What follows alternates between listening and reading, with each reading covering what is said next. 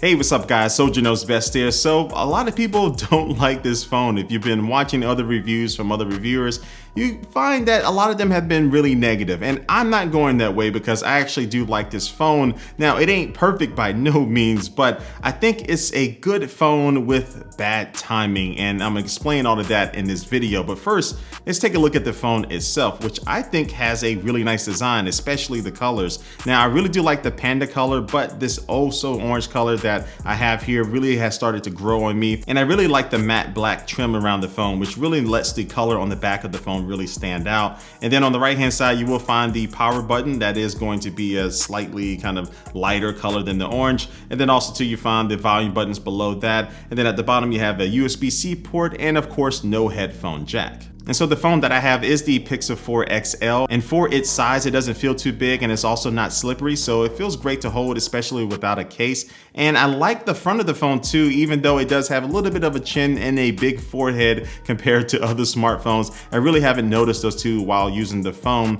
And then the screen itself is a nice screen. It's nice quality, nice colors, and this display does run at 90 Hertz, so that's a really smooth refresh rate, so things are just gonna look better, especially video content and as you're browsing through the OS. Instead of having two cameras like they had on the Pixel 3, you just have one.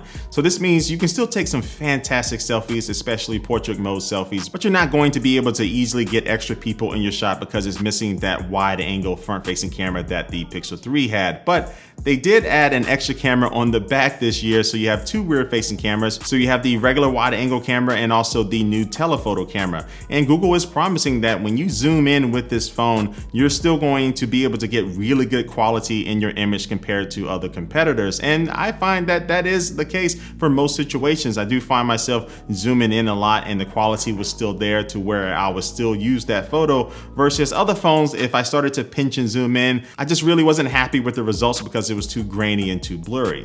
And so having this new telephoto camera is nice, but I still would have liked to have seen an ultra wide camera be added to this huge camera hump on the back, which I just automatically thought this was going to be the case when I saw the size of this thing, but Google said not this year. But they're hoping to make up for that because they have added some new software features to help with these cameras, especially the new dual exposure mode, which helps because this camera does not have a pro mode, but this does give you some more control over your photos. And then also they have the astrophotography mode, which out here in St. Louis is still a little bit too much light pollution around, but you can see that you can get some decent shots of the stars, and also too in combination with night sight mode, it just really allows you to really brighten up those nighttime shots. And you can see here the difference between, it really is a difference between night and day when you are using night sight and also astrophotography. But the one new camera software feature that I do find myself liking the most is the Live HDR Plus mode, which allows you to see exactly what your HDR photo is going to look like before you press that shutter button. And this is really useful, and you can see the side-by-side comparison to what you see on the iPhone 11 Pro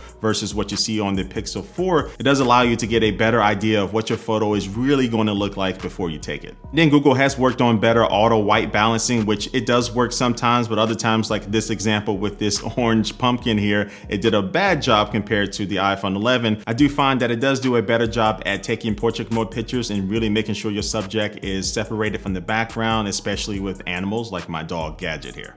And so if you only gave me one choice and I had to pick one phone to take with me throughout the day to take photos with, I still would go with the Pixel 4. I just really like the way the photos look, and I just think that it nails it almost every single time.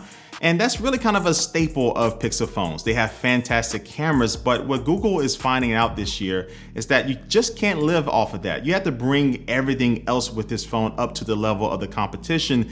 And unfortunately, a lot of people don't feel that they've done that this year. Now, me personally, I like this phone. It's a good phone, but it just has bad timing. And so why do I say that? Well, Google released this phone after the new iPhone, after the new Galaxy phones this year, and even OnePlus had another phone release, and then you have Huawei throwing a new phone out there as well. And the Pixel 4 is one of the last ones to come after all of those. And you know, the saying is save the best for last, but unfortunately, this just isn't the best phone of this year. And people start to notice when you release it kind of off by itself. And so what I mean by that is that the Pixel 4 only comes with the Snapdragon 855 inside of it, but the cheaper OnePlus 7T has the 855 Plus inside of it. Now, it's not a huge jump in performance, but you start to notice that because the phone costs more than that one. And then the Pixel 4 starts with 64 gigabytes of storage, and the 7T starts with 128 gigabytes of storage. And then Google went ahead and got rid of the one perk that I really liked of Pixel phones, and that is the ability to be able to have free unlimited storage of your original quality photos and videos, meaning at their highest quality,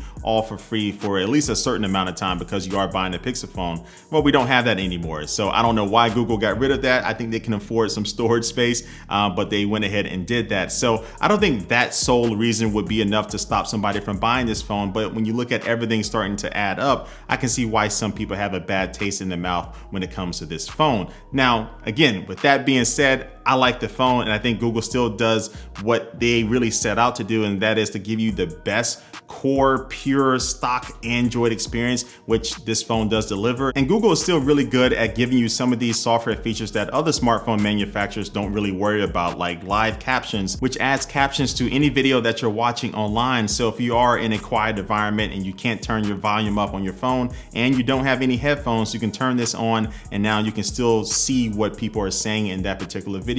And then you also have the new Recorder app, which transcribes what you're saying in real time, and it is incredibly accurate. And it's cool because after the fact, you can go and search for certain words that you've said in different recordings, and you can find those. And you can also find things depending on the location that you're taking them in. And it's just really cool. And it also can recognize when you're just talking to it, and it'll show up as speech. And then when you turn on music, it will actually just show you that as well. So it's just a really cool, handy app. And this, along with the live captions and a couple of other things that are in the new stock version of Android 10, just really allow you to have some really cool features that are useful that you just don't find in other operating systems. And then there are some software features that are also dealing with the hardware, like the squeeze to activate the Google Assistant. So you squeeze the bottom of the phone and then the assistant will pop up with a really nice animation now. And then also you have a new radar system on the front of this phone next to the front-facing camera. So with this radar, it's able to track your hand. So if your alarm is ringing, you can swipe your hand over the front of the phone and that will snooze your alarm. And I use this all the time. And then if you're listening to some music in the Play Music app, you're able to swipe your hand left and right to go back and forth between your songs. And then it works with the new Face Unlock feature in this phone. So when you reach to pick up your phone,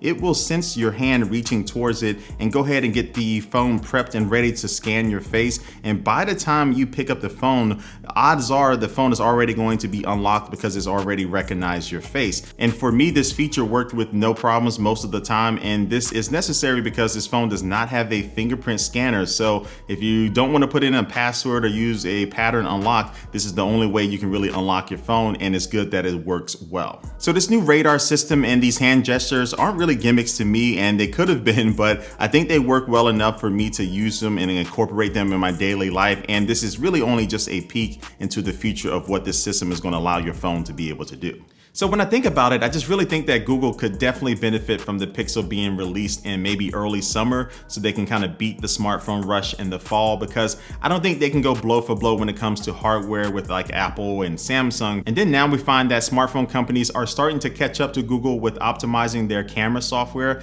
And Google really was #1 in that for the last few years, but now you have phones like the iPhone 11 Pro, which may not be my choice for photos over the Pixel 4, but when it comes to videos, it hands down is better because it can still record at 4K at 60 frames per second with the rear and the front facing cameras, and the front facing camera on the Pixel 4 still can only record in 1080p. So you start to see that difference, but I still have faith in Google. I don't think the Pixel needs to die off like some people are saying. I do find that this phone still is a solid phone, and so we'll see how this phone matures over the next few months and also how low that price drops, because you know the price drops are coming. But stay tuned for more information about this phone by subscribing to this channel and hitting that notification bell, and also check me out on all my different social media networks. Those links are down below as well. But like always, do leave your comment down below and let me know what you think about this Pixel 4 phone. And thanks for watching, and I will catch you later.